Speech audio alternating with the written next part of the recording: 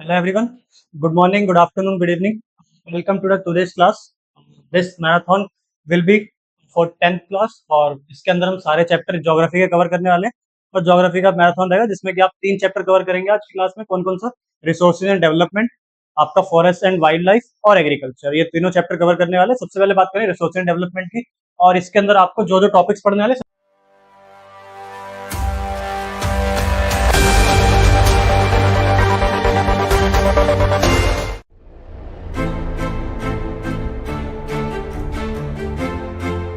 सबसे पहले तो बात करेंगे कि रिसोर्सेज होता है क्या।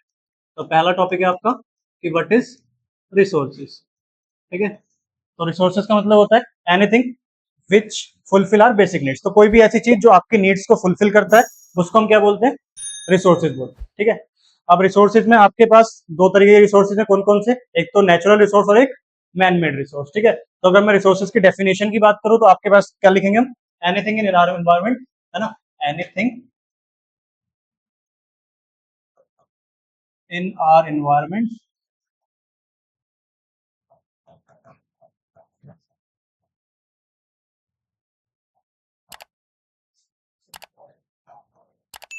which are usable for basic needs, है ना, which are usable for basic needs। ठीक है, तो कोई भी ऐसी चीज जो आपकी बेसिक नीड्स को फुलफिल करता है वो क्या होता है? रिसोर्सेज होता है। ठीक है, अगर हम बात करें रिसोर्सेज की तो रिसोर्सेज आपके पास दो टाइप के हैं। ठीक है, एक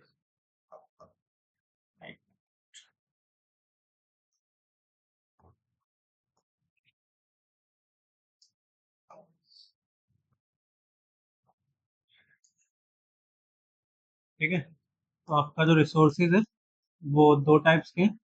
कौन कौन से? एक तो नेचुरल रिसोर्स और दूसरा मैन मेड।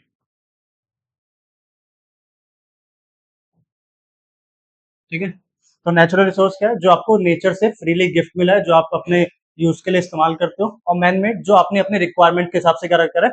डेवलप। ठीक है, ये तो एक जनरल डेफिनेशन है। बाकी आपकी क्लास में जो आपको टॉपिक पढ़ना है वो क्या है? On the basis of origin. चार तरीके की डेफिनेशन है आपके लिए, मतलब चार तरीके क्लासिफिकेशन ऑफ रिसोर्स। तो पहला क्लासिफिकेशन ऑफ रिसोर्सेज। ठीक है, क्लासिफिकेशन ऑफ रिसोर्सेज का मतलब क्या है कि जो भी रिसोर्सेज आपके पास अवेलेबल है उसको किस तरीके से क्या करोगे? डिस्ट्रीब्यूट करोगे। On the basis of origin पहला होता है, दूसरा आपका on the basis of development, फिर on the basis of exhaustibility, और लास्ट है आपका क्या होता है लास्ट? चलो बारी बारी बात करिए। सबसे पहले on the basis of origin. ठीक है, पहला आपका क्या है? On the basis of origin. और यहाँ पे आपके पास दो तरीके के रिसोर्सेज है। पहला बायोटिक रिसोर्स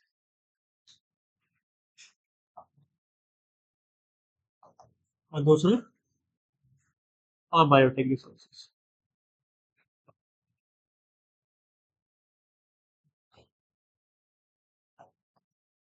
बायोटिक रिसोर्स का मतलब होता है जो भी आपके बायोस्फीयर से रिलेटेड लिविंग ऑर्गेनिजम्स या लिविंग थिंग्स हैं उसके बारे में बात करते हैं। ठीक है, तो यहाँ पे आपका बायोटिक रिसोर्स क्या है? जो आपके बायोस्फीयर और लिविंग ऑर्गेनिज्म से रिलेटेड चीजें हैं वो सब किसके अंदर आता है? बायोटिक बायोटिक रिसोर्स के अंदर आता है। एग्जाम्पल के लिए human beings,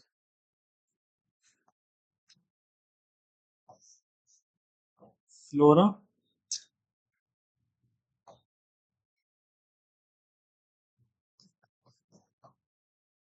and fauna, live stock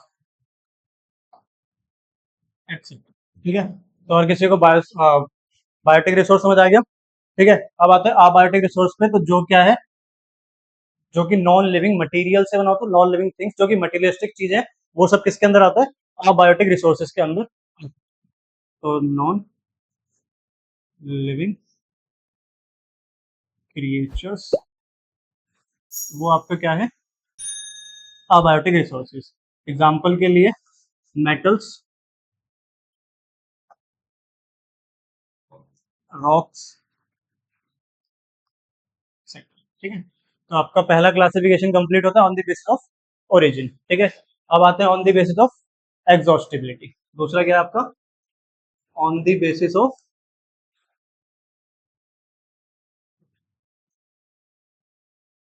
ठीक है, on the basis of exhaustibility.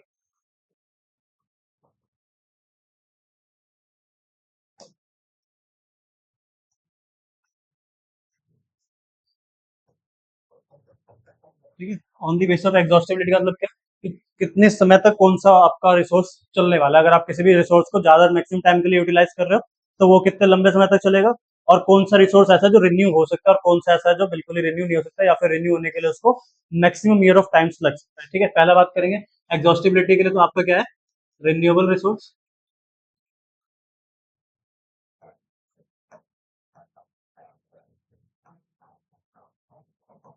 और दूसरा नॉन रिन्यूएबल।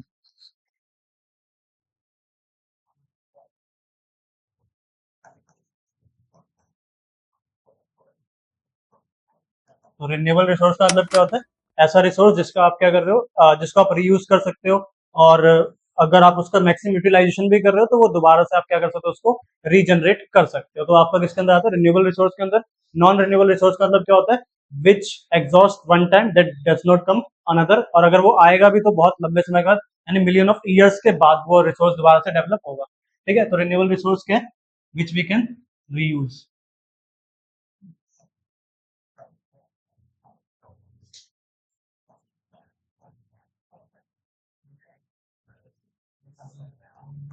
ठीक है, और नॉन रिन्यूएबल रिसोर्स में क्या है?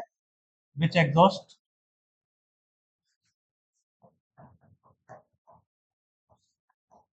and do not renew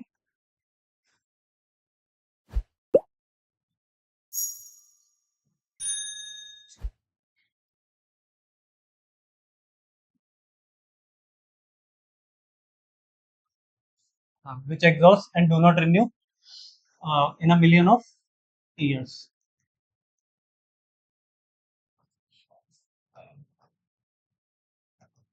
ठीक है,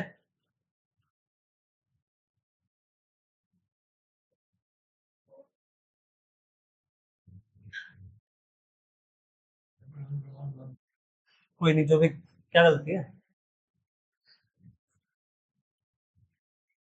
नॉन रिन्यूएबल है, रिन्यू रिन्यू नहीं हो सकता है, वही तो नॉन रिन्यूएबल आएगा ना।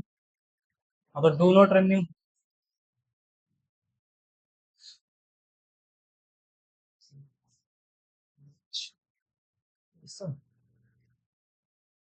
ठीक है, renew in million of years. ठीक है, ठीक। आता है अगला आपका on the basis of ownership. ठीक है, अगला आपका क्या है? On the basis of ownership. ठीक है, अगर on the basis of ownership के लिए बात करें तो भैया उसको ओन कौन करता है? जो भी रिसोर्स आपके पास है या फिर जो भी रिसोर्स आप इस्तेमाल कर रहे हो, तो उसको ओन कौन करता है? वो सबसे पहले आता है इंडिविजुअल।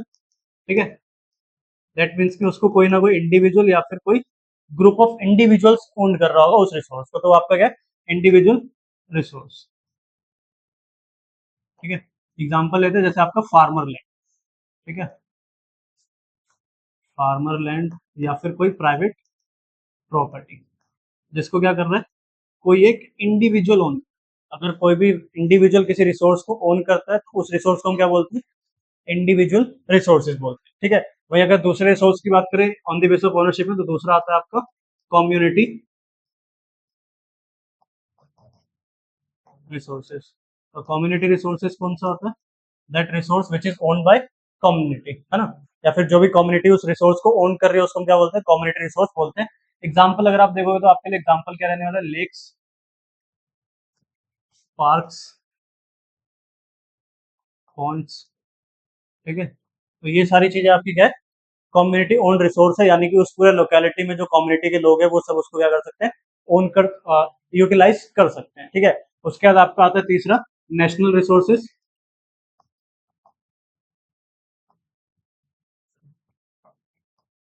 तो नेशनल रिसोर्स में कौन सा रिसोर्स होता है? That which is technically use by whole country. तो जो भी आपका होल नेशन है वो उस रिसोर्सेज का इस्तेमाल कर सकता है, ठीक है। जैसे आपके लिए अगर मैं बात करूँ हिल स्टेशन,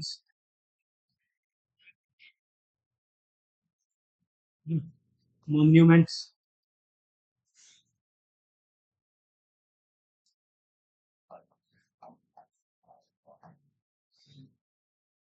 नेशनल पार्क और wild life sanctuary,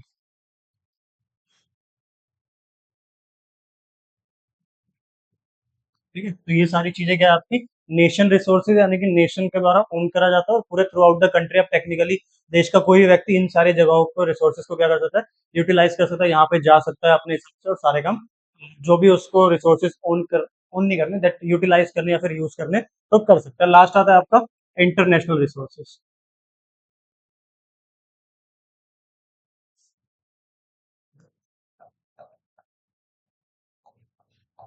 international resources कौन से होते हैं? ऐसे रिसोर्स जो आपके इकोनॉमिक जोन से, जो आपका एक्सक्लूसिव इकोनॉमिक जोन है, आपका जो भी एक्सक्लूसिव इकोनॉमिक जोन है, इससे बियॉन्ड अगर कोई भी रिसोर्स मिलता है, अगर एक्सक्लूसिव इकोनॉमिक जोन से बियॉन्ड अगर आपको कोई भी रिसोर्स मिल रहा है, तो आपका यूटिलाइजेशन तो आप उसका कर सकते हो, लेकिन आपको उसका यूटिलाइजेशन करने के लिए क्या करना पड़ेगा? इंटरनेशनल ऑर्गेनाइजेशन से क्या करनी पड़ेगी? परमिशन लेनी पड़ेगी, ठीक है। जनरली एक्सक्लूसिव इकोनॉमिक जोन क्या होता है? मान लो जैसे आपका अगर इंडिया है, तो इंडिया से अगर 200 किलोमीटर तक की जो रेंज है, इंडिया से 200 किलोमीटर तक का जो इलाका है वो आपका क्या होता है? एक्सक्लूसिव इकोनॉमिक जोन होता है। उससे बियॉन्ड का जो इलाका, दैट मीन्स मान लो ये 200 किलोमीटर से, बात का बियॉन्ड 200 किलोमीटर से भी बियॉन्ड एक्सक्लूसिव इकोनॉमिक जोन। तो एक्सक्लूसिव इकोनॉमिक जोन जो है वहां पे अगर आपको कोई भी रिसोर्स मिलता है, ठीक है, तो जो भी रिसोर्स आपने फाइंड आउट करा है उसका यूटिलाइजेशन तो आप कर सकते हो, लेकिन कब? फाइंड रिसोर्स, है ना। तो जो भी आपको रिसोर्स मिले उसका यूटिलाइजेशन तो आप कर सकते हो, लेकिन परमिशन लेने के बाद। और ये परमिशन कौन देगा? इंटरनेशनल ऑर्गेनाइजेशन परमिशन देंगे, ठीक है। तो जो भी इंटरनेशनल ऑर्गेनाइजेशन है, अगर आपने बियॉन्ड 200 किलोमीटर, आपका जो इंडियन रीजन है उसके बाद जो बियॉन्ड 200 किलोमीटर का एरिया है, वहां पे अगर आपको कोई भी रिसोर्स मिलता है तो उसको यूटिलाइज करने के लिए आपको क्या करना पड़ता है? परमिशन लेनी पड़ती है, किससे? इंटरनेशनल ऑर्गेनाइजेशन से, ठीक है। अब आता है आपका last, on the basis of development, ठीक है। फोर्थ है आपका on the basis of development, ठीक है। On the basis of development में सबसे पहले बात करेंगे क्या? Potential resources. पोटेंशियल रिसोर्सेज का मतलब क्या होता है? ऐसा रिसोर्सेज जिसका आप इस्तेमाल तो कर रहे हो, नहीं कर रहे हो, दैट मीन्स कि जिसका इस्तेमाल आप नहीं कर रहे हो। जैसे कि आपने उसके बारे में आपको सब कुछ पता है, आपके पास टेक्नोलॉजी भी है, लेकिन आप अपनी रिसोर्सेज और अपनी डेवलपमेंट और अपनी टेक्नोलॉजी के बिहाफ पे भी उसका यूटिलाइजेशन नहीं कर रहे हो। जो सबसे अच्छा एग्जाम्पल है, आपके सोलर एनर्जी की टेक्नोलॉजी अवेलेबल है, आप उस सोलर एनर्जी की टेक्नोलॉजी राजस्थान में यूज नहीं कर, ठीक, दैट आपके अंदर पोटेंशियल है, लेकिन आप अपनी पोटेंशियल का प्रॉपर तरीके से यूज नहीं कर पा रहे हो, तो दैट मीन्स आपका क्या? पोटेंशियल रिसोर्स के अंदर वो सारी चीजें कवर होगी। तो पहला आपका क्या आता है? पोटेंशियल रिसोर्सेस,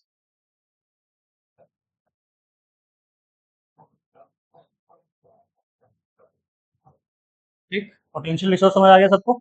एग्जाम्पल के लिए, हमें याद रखने के लिए एग्जाम्पल ले लेता हूँ।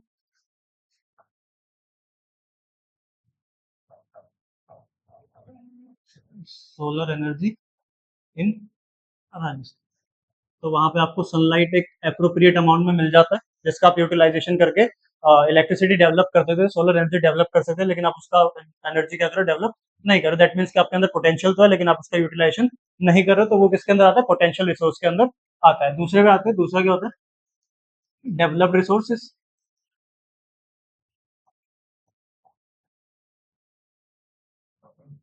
ठीक।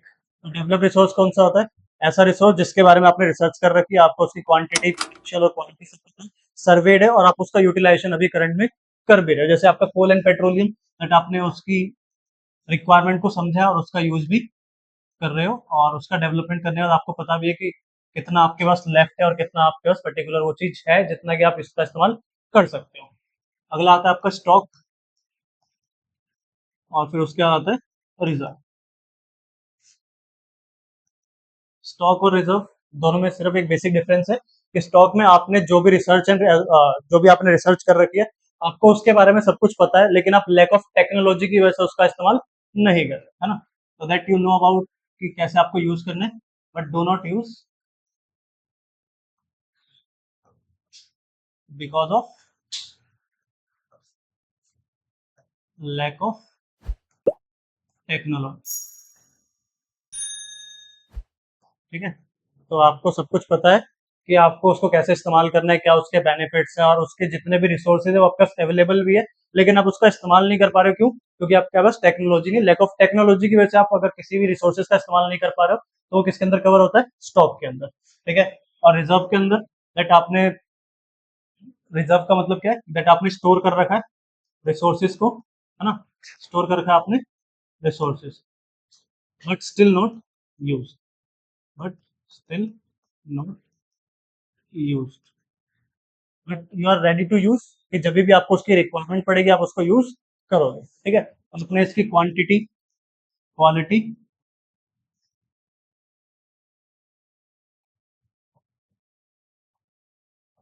और सर्वे, तीनों चीजें कर रखी है, but when it is required you will use, है ना, when it is required you will use.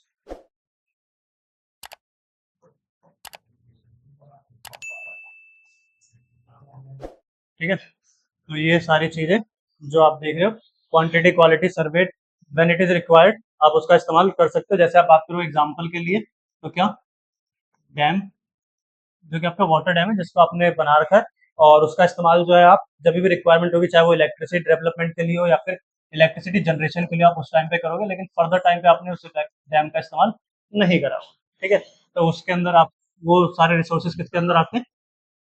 Reserve के अंदर आते हैं। ठीक है, अब अभी तक आपका चैप्टर होता है जहाँ पे आपने क्लासिफिकेशन ऑफ रिसोर्सेज पढ़ा है, रिसोर्सेज का मतलब पढ़ा है। अगर आप आगे देखोगे तो आगे हम आपका पढ़ने वाले हैं डेवलपमेंट ऑफ रिसोर्सेज। ठीक है, अगला टॉपिक आपका क्या रहने वाला है? Development of resources.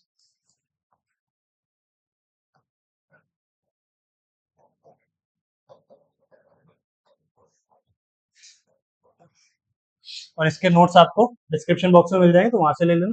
बाकी अगर किसी को अभी एक बार रीड करना है तो रीड, कोई डाउट हो तो पूछ लो। ठीक है, जिसको भी जो डाउट है पूछ लो।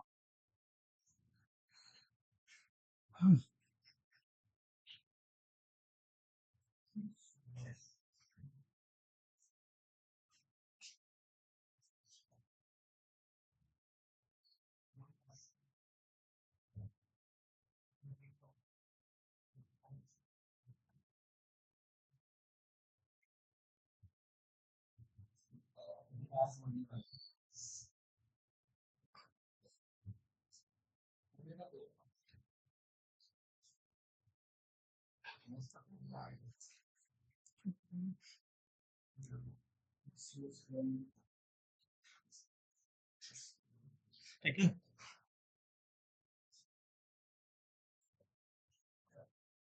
हमने जितना पढ़ा मैं दोनों से रिवाइज करा रहा हूँ। ठीक है, क्विक रिवीजन रहेगा, तो जिसको जो भी डाउट होगा पूछ लेना। ठीक है, तो सबसे पहले हमने क्या पढ़ा था कि रिसोर्सेज क्या होता है ना, कोई भी ऐसी चीज जिसका आप इस्तेमाल करते हो अपने बेनिफिट्स के लिए, अपने यूज, अपनी नीड्स को फुलफिल करने के लिए, उसको हम क्या कहते हैं? रिसोर्स कहते हैं। ठीक है, रिसोर्सेज क्या, हमने इसका क्लासिफिकेशन पढ़ा, तो क्लासिफिकेशन में क्या क्या पढ़ा था? On the basis of, on the basis of. ठीक है, तो पहला आपने ओरिजिन के बेसिस पे पढ़ा,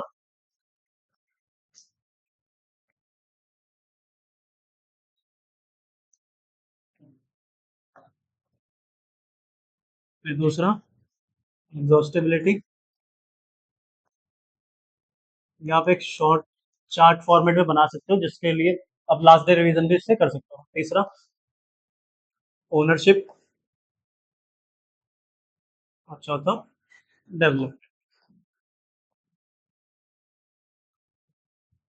ठीक है, ओरिजिन में आपने दो पढ़े थे, कौन कौन से? बायोटिक, इसके अंदर क्या क्या आता है? ह्यूमंस, एनिमल्स और फ्लोरा। ठीक है, और भी बहुत कुछ। ठीक, उसके बाद आपका अगला क्या था? अबायोटिक। अबायोटिक में आपने क्या क्या पढ़ा था? That rocks,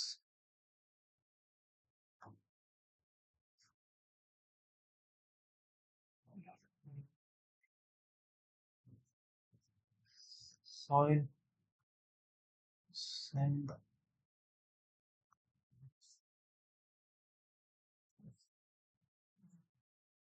metals.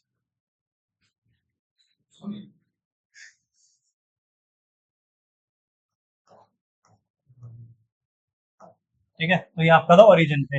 एग्जॉस्टिबिलिटी के भी पे आपने दो चीजें पढ़ी थी, कौन कौन सी? एक तो रिन्यूएबल और दूसरा नॉन रिन्यूएबल। रिन्यूएबल में आपने क्या पढ़ा था कि रिन्यू हो सकता है और रिप्रोड्यूस भी हो सकता है। ठीक है, उसके बाद हमने नॉन रिन्यूएबल में क्या पढ़ा था कि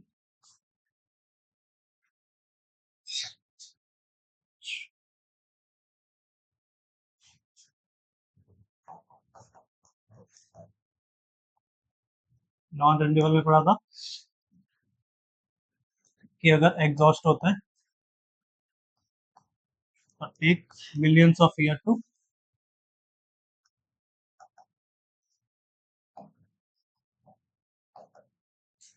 रिप्रोड्यूस। ठीक है, अब इसके लिए अगर रिन्यूएबल के लिए एग्जांपल देखोगे तो रिन्यूएबल में आपको वाटर, सनलाइट, ये सारी चीजें क्या है, रिन्यू के एग्जांपल है ना।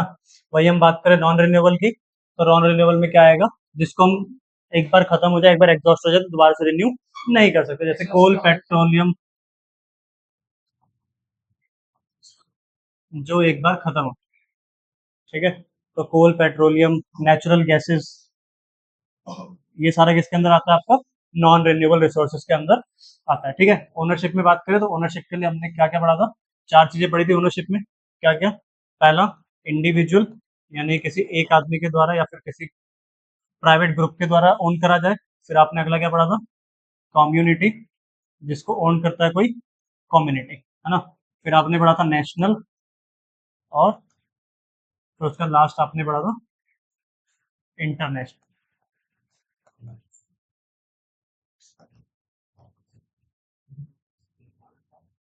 ठीक है, और डेवलपमेंट में आपने चार चीजें पढ़ी है, कौन कौन सा?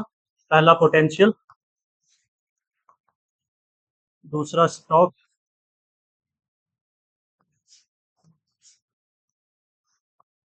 तीसरा पढ़ा था आपने रिजर्व, चौथा डेवलप। ठीक है, तो ये चार चीजें हमने अभी तक पढ़ी है सारी। ठीक है, तो यहाँ पे नोट डाउन करो। ठीक है, तो यहाँ पे सबको समझ आ गया सब कुछ? चले अगले टॉपिक पे। चलो, ठीक है, तो आपका अगला टॉपिक है डेवलपमेंट ऑफ रिसोर्सेज। तो जो भी आप रिसोर्सेज इस्तेमाल कर रहे हो उसका डेवलपमेंट कैसे हो। ठीक है, तो अपने अपने बेनिफिट्स के लिए उनका यूटिलाइजेशन कैसे। ठीक है, तो अगर हम डेवलपमेंट ऑफ रिसोर्सेज की बात करें तो रिसोर्सेज जो है वो किसी भी ह्यूमन बीइंग के लिए बहुत ज्यादा वाइटल और इंपॉर्टेंट, जो कि आपके नीड्स को भी फुलफिल करता है, साथ ही साथ अगर आप इसको अच्छी फॉर्म में डेवलप कर रहे हो तो आपके लिए लॉन्ग लास्टिंग तरीके से रहेगा भी। और अगर आप मान लो, ठीक है, और अगर आप इसको इस्तेमाल एक्सप्लॉइट करके कर रहे हो तो फिर वो आपकी ग्रीड को फुलफिल करेगा, आपकी नीड को फुलफिल नहीं करेगा, फ्यूचर जनरेशन के लिए भी आपका सस्टेन रह के नहीं रहे। ठीक है, उसके बाद आप बोल सकते हो अर्लियर टाइम पे लोगों ने जो रिसोर्सेज का इस्तेमाल करा उसको केयरलेसली फॉर्म में करा था, और led to problems like population of pollution, led degradation and global warming. ठीक है, तो डेवलपमेंट ऑफ रिसोर्सेज, जब आपने रिसोर्सेज का इस्तेमाल किया केयरलेसली, तो व्हेन पीपल यूज रिसोर्सेज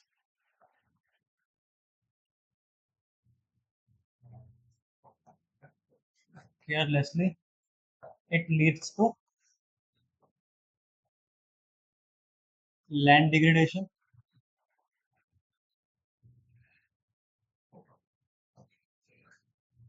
ठीक है, ग्लोबल वार्मिंग और पोल्यूशन। ठीक है, तो जब भी आप क्या कर रहे हो, रिसोर्सेज का बहुत ज्यादा केयरलेसली इस्तेमाल कर रहे हो, तो आपको ये सारी प्रॉब्लम्स देखने को मिल सकती है। ठीक है, क्या क्या? लैंड डिग्रेडेशन, ग्लोबल वार्मिंग और पॉल्यूशन। ठीक है, उसके बाद आपका अगला टॉपिक है जो कि आपकी बुक में है, रिसोर्स प्लानिंग इन इंडिया, है ना। उससे पहले तीन चीजें जो आपको पैराग्राफ में दे रखी है और आपके लिए इंपॉर्टेंट भी है। सबसे पहले तो आपका सस्टेनेबल डेवलपमेंट, और सस्टेनेबल डेवलपमेंट क्या होता है?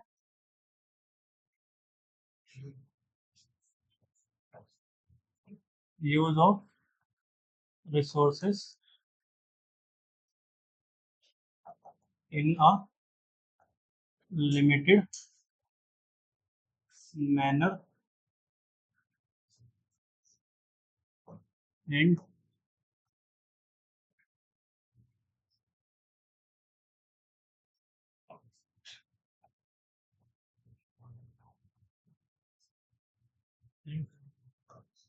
procure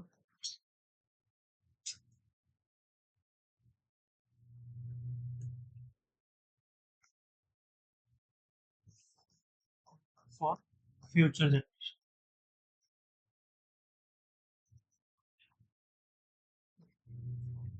तो सस्टेनेबल डेवलपमेंट का मतलब क्या है कि आप रिसोर्सेज का उतना ही इस्तेमाल करें जितनी आपकी नीड है और उसको अपने फ्यूचर जनरेशन के लिए प्रोक्योर करके रखें, ठीक है। उसके बाद आपका अगला टॉपिक है एजेंडा 21।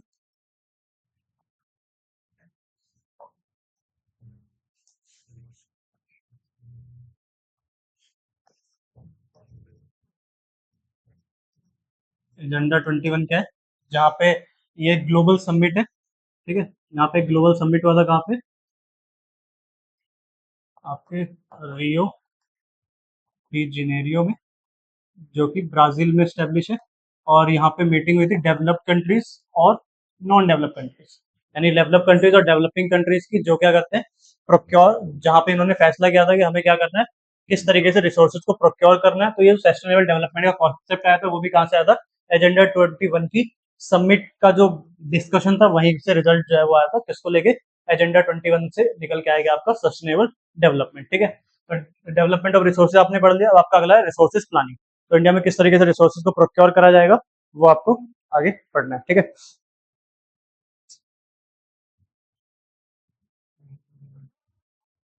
ठीक है, आपके रिसोर्सेज प्लानिंग के अंदर तीन चीजें जो आपको पढ़नी है, ठीक है।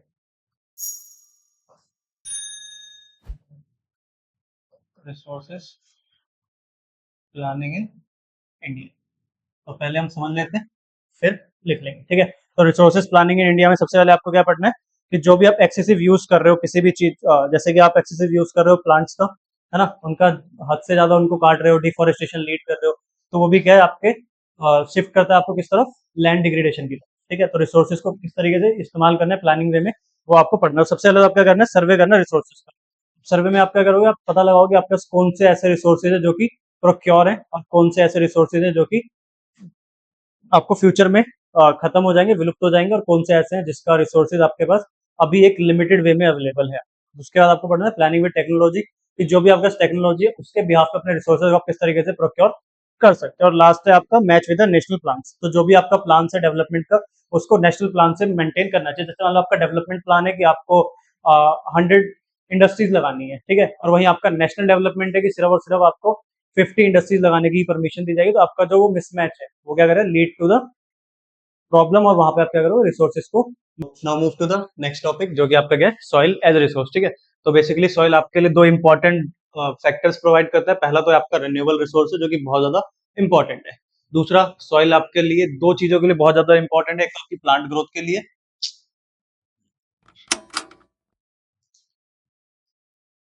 ठीक है। पहला तो आपका प्लांट ग्रोथ और दूसरा support different type of living.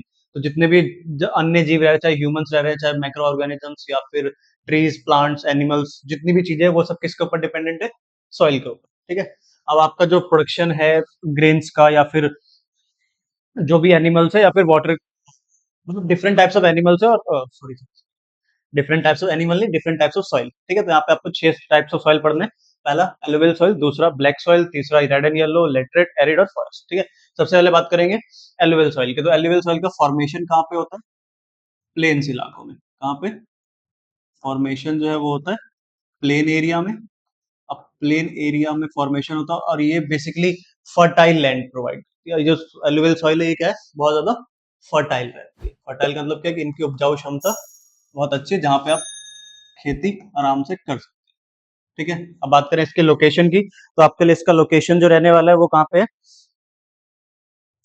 जो भी डेल्टा बनाते हैं गोदावरी, कावेरी, कृष्णा नदी, जो भी आपकी ईस्ट फ्लोइंग रिवर्स है, वहां पे जो भी डेल्टा फॉर्मेशन होता है वो वाले इलाकों में एलुवियल सॉइल आपको देखने को मिलता है, यानी कि delta formation of Godavari, Krishna Kaveri. अब यहाँ पे प्रोडक्शन किन चीजों का होता है? बेसिकली आप यहाँ पे देखोगे तो पल्सेस और व्हीट एंड अदर सेरेल, जो भी अनाज वगैरह उगता है वो एलुवियल सॉइल वाले इलाकों में उगता है। ठीक है, तो यहाँ पे अगर आप देखोगे तो ग्रेन्स कौन कौन सा, यहाँ पे ग्रेन्स अगर आप देखोगे तो ग्रेन्स आपकी होती है पल्सेस, व्हीट और सेरेल्स। ठीक है, तो एक कुछ चीजें जो एलुवियल सॉइल पे प्रोडक्शन होती है, तो आप अगर इसकी चार मेन बातें याद रखो तो प्लेन एरिया में फॉर्मेशन होता है, वेस्ट फ्लोइंग रिवर से डेल्टा फॉर्मेट होता है और वहां पे जो भी इलाके हैं वहां पे आपको एलुवियल सॉइल देखने को मिलेगी। तीसरा, बहुत ज्यादा फर्टाइल लैंड है और वहां पे आप अगर देखोगे किन चीजों की खेती कर सकते हो तो बेसिकली सेरेल्स की, पल्सेस की, व्हीट्स की, तो इन सभी चीजों की आप वहां पे खेती कर सकते हो। ठीक है, और अगर बात करें आगे तो आपका अगला है ब्लैक सॉइल। ठीक है, ब्लैक सॉइल कहाँ पे आपको पाई जाती है? अगर मैं राज्य की बात करूँ सबसे पहले तो ये मॉइस्ट इन नेचर हो, क्या होता है? मॉइस्ट इन नेचर यानी कि नमी वाली मिट्टी है और ब्लैक सॉइल है। और पाई कहाँ पे जाती है? महाराष्ट्र, एमपी, और suitable for cotton farming, suitable for cotton. ठीक है, अब बात करें रेड और येलो सॉइल की, तो रेड और येलो सॉइल आपका अगला टॉपिक है। रेड और येलो सॉइल में आप देखोगे ये ऐसे जगह पे पाई जाती है जहाँ पे लो रेनफॉल वाला इलाका है, जहाँ पे बारिश जो है वो एवरेज सेंटीमीटर से कम होती है। तो ये आपको देखने को मिलेगा डेक्कन प्लेटो और eastern southern part of Deccan. तो ये कहाँ पे? लो मॉइस्ट वाले रेनफॉल इलाकों में, लो रेनफॉल रीजन। और आपका अगला क्या है? Eastern and southern part of Deccan plateau. ठीक है, और ये बेसिकली आपको कहाँ देखने को मिलती है? राजस्थान। ठीक है, अब आते हैं लेटराइट सोइल पे। तो लेटराइट सोइल कौन सी है? जो क्या होती है? कम फर्टाइल होती है। अगर देखें लेटराइट सोइल के क्या क्या फीचर्स हैं तो वह चेक करते हैं। तो लेटराइट सोइल आपका, एक मिनट,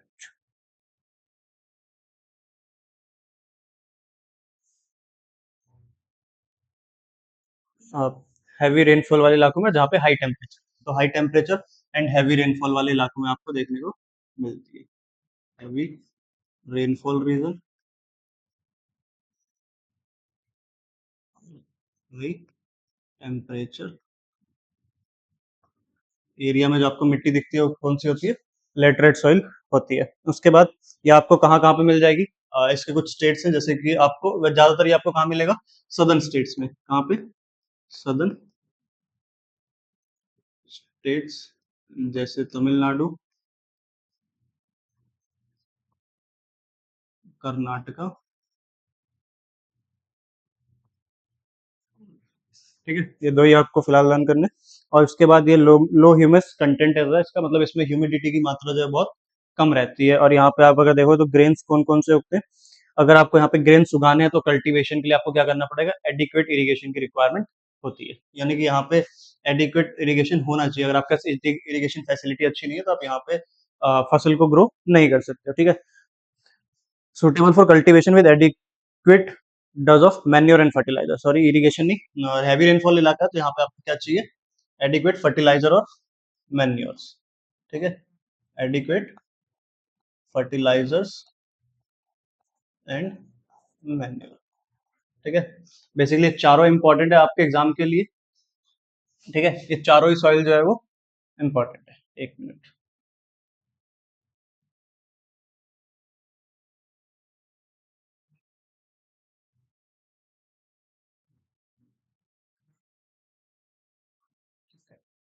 ठीक है, यहाँ तो सबको समझ आ गया। अब आता है अपने अगले सॉइल पे, एरिड सॉइल पे, जो कि कहाँ पाया जाता है? वेस्टर्न पार्ट ऑफ राजस्थान में। उसके बाद बात करें तो यहाँ पे आपको प्रॉपर इरिगेशन चाहिए रहता है, जिसके लिए आप क्या करोगे? कल्टीवेशन करोगे। तो एरिड सॉइल जो है वो, ठीक है, तो यहाँ पे आपको प्रॉपर इरिगेशन चाहिए, किसके लिए? आप सबसे पहले तो कहाँ पे मिलता है? फाउंड इन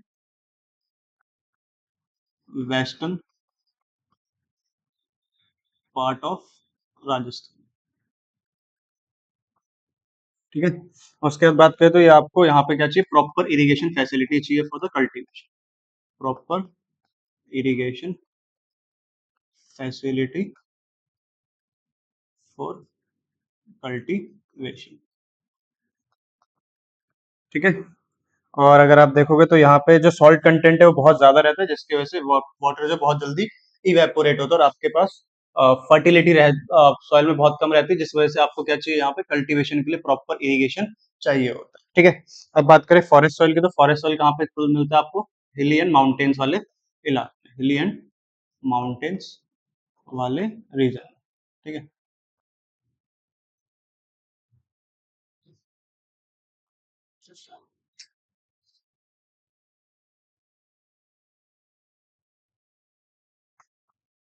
ठीक है।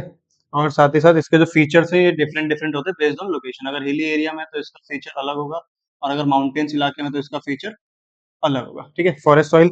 और लास्ट आपका जो टॉपिक रह गया वो क्या है, soil erosion and sheet erosion, और लास्ट आपका सॉइल कन्वर्सेशन। ठीक है। तो अगर इसको शॉर्ट में दोबारा से समराइज करें तो 6 तरीके की सॉइल थी, कौन कौन सी? पहला एलोवियल सॉइल। ठीक है। दूसरा, अरे बताओ दूसरा, लेटरेट सॉइल। तीसरा ब्लैक सॉइल। चौथा रेड एंड येलो सॉइल। पांचवा था आपका एरिड सॉइल। और सिक्स था आपका फॉरेस्ट सॉइल। ठीक है। ये 6 सॉइल जो है आपको याद करने हैं। ठीक। अब इन 6 में हर किसी की कोई ना कोई क्वालिटी थी, जैसे ये क्या है, मोर फर्टाइल है, इसके लिए हमने क्या पढ़ा, मोर फर्टाइल है। और ये जो है वो डेल्टा रीजन्स में पाया जाता है। कहाँ पे? डेल्टा रीजन्स में, जो कि ईस्ट फ्लोइंग रिवर्स लेके आती है ना? ये कुछ इसकी इंपॉर्टेंट बातें थी। फिर उसके बाद हमने, उसका दूसरा पढ़ा था हमने ब्लैक सॉइल, है ना, जो कि कहाँ पे आपको ये हमने देखा था कि किसके लिए सूटेबल होता है, ग्रेन्स के लिए, जनरली ग्रेन्स के लिए सूटेबल होता है ना। उसके बाद हमने ब्लैक सॉइल में देखा था क्या होता है, ये मॉइस्ट होता है ना, यानी कि मॉइस्चर इन नेचर। उसके बाद सूटेबल किसके लिए, कॉटन के लिए, और कहाँ पाया जाता है, महाराष्ट्र और एमपी में। ठीक है। उसके बाद हमने लेटेड रेड एंड येलो सॉइल देखा था, जहाँ पे आपको लो रेनफॉल वाले इलाके, है ना, तो जो लो रेनफॉल वाले इलाके हैं उसके बारे में बात करी थी हमने। फिर उसके बाद यहाँ पे ये कहाँ पे पाया जाता है, eastern and southern part of Deccan plateau में। ठीक, यहाँ तो समझ आया। अब आते हैं लेटरेट सॉइल पे, जो कि क्या है, हैवी रेनफॉल वाले इलाकों में पाया जाता है ना। तो ये आपका क्या था, हैवी रेनफॉल वाला इलाका था। और साथ ही साथ यहाँ पे आपको प्रॉपर एडिक्वेट जो था, क्या चाहिए था, मैन्योर फर्टिलाइजर्स चाहिए थे, किसके लिए, कल्टीवेशन के लिए। ठीक है। ये सिर्फ रफली आपको समझाया जाता है, इसमें कुछ उतारना नहीं है, बस जनरली शॉर्ट फॉर्म्स में याद रखना है कि कौन कौन सी इंपॉर्टेंट चीजें थी, जिन पे लोकेशन की इंपॉर्टेंस है, यानी जो ब्लैक सॉइल का लोकेशन इंपॉर्टेंट है और किस चीज की फार्मिंग के लिए इस्तेमाल करा जाता है वो। उसके बाद रेड सॉइल और लेटरेट सॉइल, इनकी रेनफॉल इंपॉर्टेंट है कि लेटरेट सॉइल में आपको हैवी रेनफॉल चाहिए होता है, रेड सॉइल में लो रेनफॉल होता है। और यहाँ पे ये येलो क्यों हो जाता है, क्योंकि यहाँ पे जब पानी कम होता है तो यहाँ पे जो रेड सॉइल है इसमें आयरन की मात्रा बहुत ज्यादा होती है, तो जो रेड सॉइल है उसमें जो आयरन है उनकी मात्रा बहुत ज्यादा होती है, जिस वजह से ये रेड रहता है। ठीक है। और जब भी यहाँ पे बारिश होती है तो आयरन का कलर किसमें कन्वर्ट हो जाता है, येलो कलर में, जिसमें इसको रेड ऑन येलो सॉइल बोला जाता है। उसके बाद बात की थी हमने एरिड सॉइल की और फॉरेस्ट सॉइल की। तो फॉरेस्ट सॉइल तो क्या है, हिली और माउंटेन वाले रीजन्स में मिलता है, इतना बुरा भी नहीं। ठीक है। तो आपको कहाँ मिलता है, हिली एंड माउंटेन्स रीजन्स में आपको देखने को मिलता है क्या, आपका फॉरेस्ट सॉइल। ठीक है। और ये सुटेबल रहता है डायरेक्ट लोकेशन टू लोकेशन, है ना। अब किस जगह पे कैसी फार्मिंग होनी है और कैसे आप ग्रो कर सकते हो चीजों को, डिफरेंट लोकेशंस पे डिफरेंट तरीके का आपको देखता है। और ये फर्टाइल रहता है लेकिन less than alluvial soil. Forest soil में बहुत ज्यादा फर्टाइल है लेकिन एलुवियल सॉइल से कम रहती है। ठीक है। एरिड सॉइल की बात करें तो एरिड सॉइल में क्या था, यहाँ पे बहुत ज्यादा बारिश नहीं होती, ये भी लो रेनफॉल वाला इलाका है। नहीं नहीं, क्या था ये, हाँ, लो रेनफॉल वाला इलाका था। और यहाँ पे आपको, एक मिनट चेक करते हैं क्या लिखा है, ध्यान नहीं। हाँ, found in western part of, और इरिगेशन के लिए इनको एंटायर फैसिलिटी चाहिए, जिससे कि ये क्या कर सके, फार्मिंग कर सके। तो लो रेनफॉल वाला इलाका है, इरिगेशन की रिक्वायरमेंट है फॉर कल्टीवेशन, है ना, इरिगेशन रिक्वायर्ड फॉर कल्टीवेशन। ठीक है। तो ये आपके 6 के 6 सॉइल्स वाले टॉपिक होता है खत्म। अगर किसी को डाउट हो तो कमेंट में पूछ लेना, या फिर अभी पूछना हो क्लास के बाद तो क्लास के बाद पूछना। ठीक है। अब आते हैं अगले टॉपिक पे। दो टॉपिक और पढ़ने हैं। एक तो क्या आपका सॉइल इरोजन, ठीक है। सॉइल इरोजन क्या होता है? Removing of top most layer. अगर सिंपल भाषा में देखो तो सॉइल इरोजन का मतलब क्या होता है? जो रिमूविंग, जब आप क्या कहते हैं टॉप मोस्ट लेयर सॉइल की रिमूव हो जाती है ड्यू टू मैक्सिमम रीजन, चाहे वो फ्लड की वजह से रिमूव हो, या फिर टॉर्नेडो की वजह से, या फिर बहुत ज्यादा हैवी विंड की वजह से अगर वो टॉप मोस्ट लेयर हट जाती है तो उसको हम क्या कहते हैं? सॉइल इरोजन कहते हैं। और टॉप मोस्ट लेयर हटने से आपको बहुत सारे नुकसान देखने को मिलते हैं, जिससे वाटर लॉकिंग कैपेसिटी जो है वो पेड़ों की जड़ की वो भी खराब होती है, और जो वाटर सॉइल की जो वाटर लॉकिंग कैपेसिटी है वो भी कम हो जाती है। तो सॉइल इरोजन को आप कंजर्व कैसे कर सकते हैं वो, तो सबसे पहले हम लिख लेते हैं सॉइल इरोजन होता क्या है। Natural way of soil erosion क्या है? Wind, glacier and water lead to erosion. तो नेचुरली तो अगर आप देखोगे तो सॉइल इरोजन दो तरीके से हो सकता है, एक तो हमारी वजह से, है ना, और एक नेचुरली। ठीक, तो सॉइल इरोजन दो तरीके से, एक तो नेचुरली, एक ह्यूमंस की वजह से। ठीक है, तो ह्यूमंस की वजह तो सबको पता है जनरली क्या क्या रीजन हो सकते हैं, जैसे डिफॉरेस्टेशन, ओवर ग्रेजिंग, है ना, और इंडस्ट्रियल डेवलपमेंट। ठीक है, तो आप अगर ह्यूमंस की वजह से देखो तो सॉइल इरोजन का सबसे बड़ा कारण क्या है? डिफॉरेस्टेशन, ओवर ग्रेजिंग,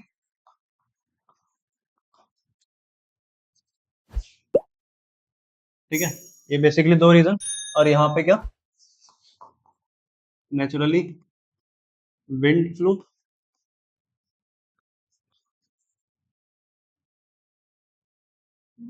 और ग्लेशियर मेल्टिंग, है ना। तो जब भी ग्लेशियर मेल्ट होता है तो अपने साथ बहुत ज्यादा पानी लेके आता है, जिससे कि water lead to the soil erosion. तो इसके पानी की वजह से क्या होता है? सॉइल इरोजन हो जाता है। और दूसरा विंड, बहुत तेज हवा चलती है तो जो सॉइल की टॉप मोस्ट लेयर है वो क्या होती है? रिमूव ऑफ हो जाती है। ठीक है, अगर ह्यूमन एक्टिविटीज में देखें तो, और मैंने दो चीजें और बताई थी, क्या क्या? तो इंडस्ट्रियल एस्टेब्लिशमेंट, जिसकी वजह से हमें क्या करना पड़ता है? कंस्ट्रक्शन करना पड़ता है ना। तो यहाँ पे तो हम लिख सकते हैं कंस्ट्रक्शन एंड डेवलपमेंट।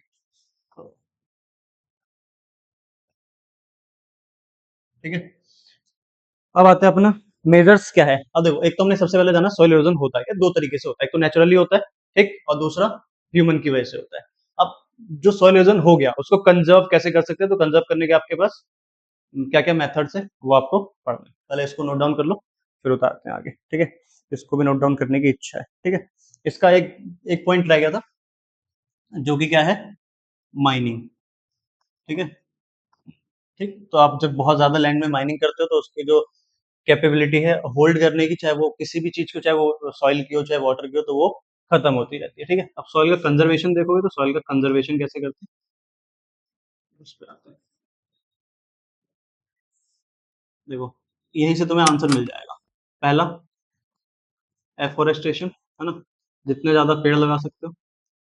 ठीक, ठीक है, एक तो आपका अफोरेस्टेशन। उसके बाद और क्या कर सकते हो? स्ट्रिप क्रॉपिंग कर सकते हो। स्ट्रिप क्रॉपिंग का मतलब क्या है?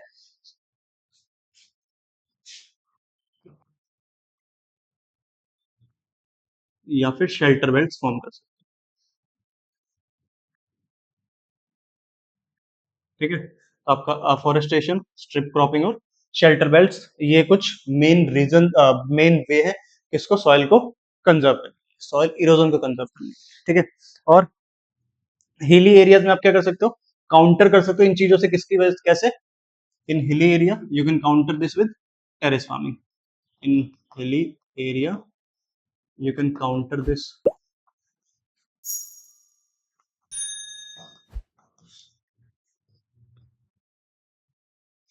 terrace farming।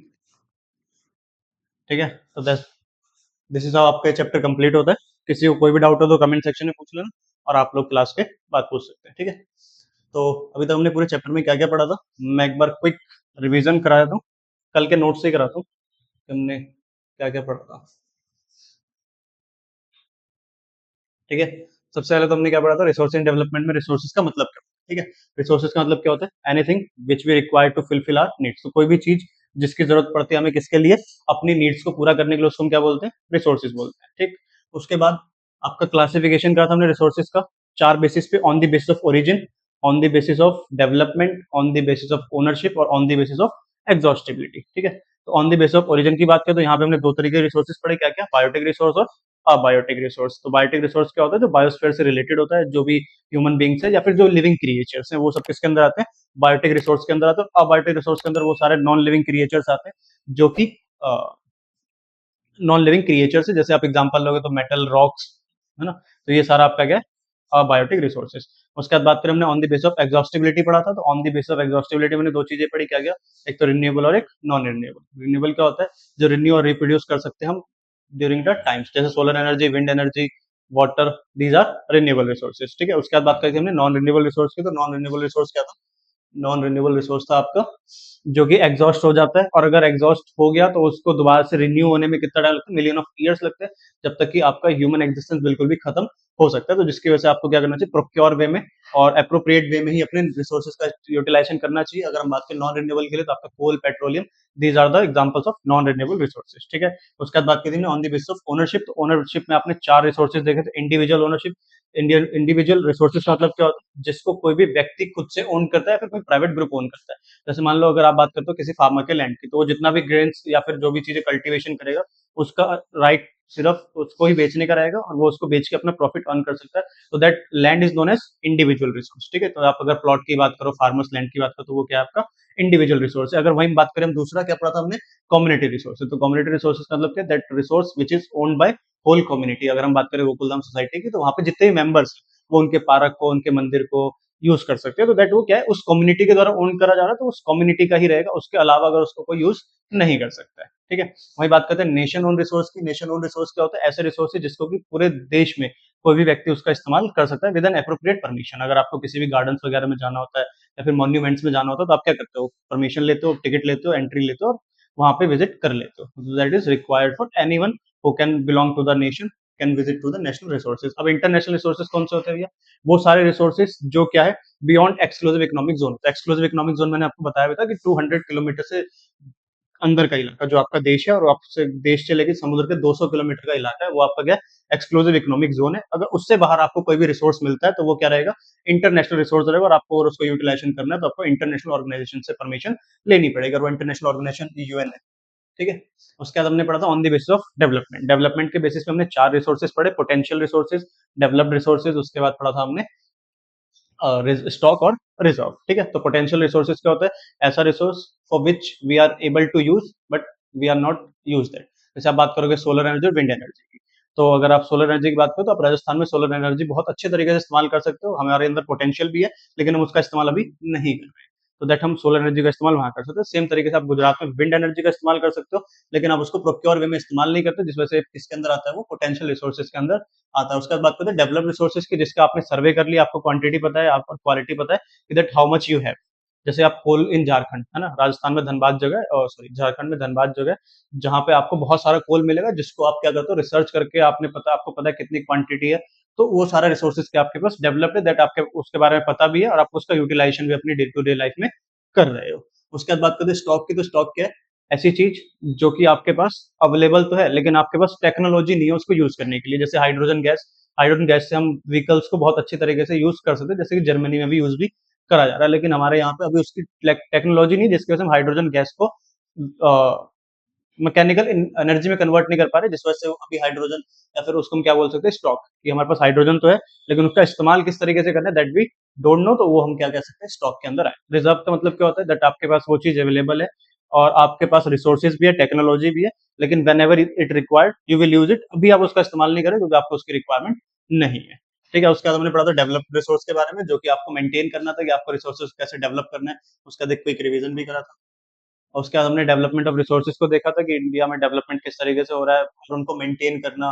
फिर उसके बाद एजेंडा 21 के बारे में पढ़ा था कि आप उसको कैसे डेवलपमेंट कर सकते हो। ठीक है। और वहाँ पे क्या रिजल्ट आया था सस्टेनेबल डेवलपमेंट को लेकर? सस्टेनेबल डेवलपमेंट का मतलब होता है कि आप अपनी करंट रिसोर्सेज को उस तरीके से यूज करो कि आप उसको प्रोक्योर कर सको इसके लिए, अपने आने वाली फर्दर जनरेशन के लिए भी। ठीक है। उसके बाद रिसोर्सेज प्लानिंग इन इंडिया में, ये तो आपको लर्न करने वाली चीज है, कंजर्वेशन ऑफ रिसोर्सेज और रिसोर्सेज प्लानिंग इन इंडिया। ठीक है। उसके बाद बात करते हैं, हमने लैंड पैटर्न के बारे में पढ़ा था कि इंडिया का लैंड जो है, ये जो आप 43, 30 और 27 देख रहे हो, ये इंडिया का टोटल लैंड का सिर्फ और सिर्फ 93% है।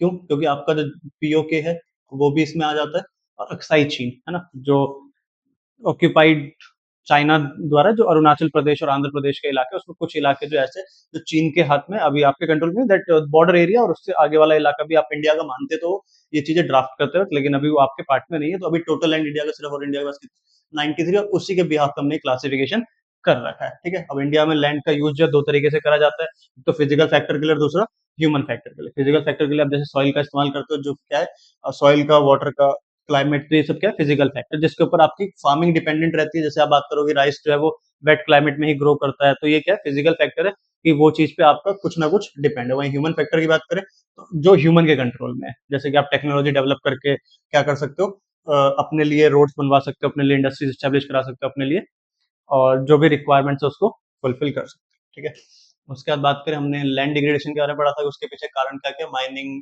डिफॉरेस्टेशन और ओवर ग्रेजिंग। और इसको कंजर्व कैसे कर सकते हैं, वही कंट्रोल ग्रेजिंग करके, अफॉरेस्टेशन करके और शेल्टर बेल्ट्स करके। ठीक है, ये कुछ नहीं था। ये हमने सिर्फ सॉइल समझा था, जो कि हमने आज की क्लास में भी समझा है। ठीक है, तो दैट्स हाउ आपका चैप्टर कंप्लीट होता है। किसी को